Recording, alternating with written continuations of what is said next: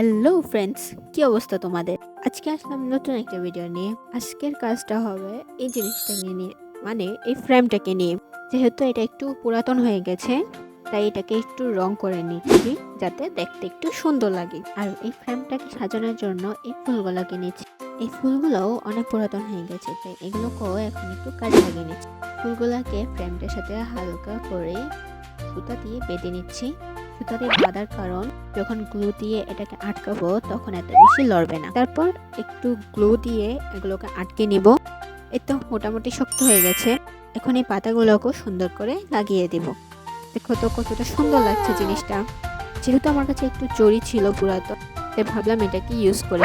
আর এখানে দেখো আমি কি কষ্ট করে এই আঠাটাকে ভিতর থেকে বের করেছি। এখন এটার উপরে আমি জড়িগুলোকে ছিটিয়ে দেবো।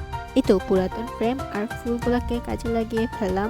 কতটা সুন্দর লাগছে এখন দেখো জিনিসটা। সো তোমাদের কেমন লেগেছে অবশ্যই জানাবে। আজকের জন্য এতটুকুই, বাই।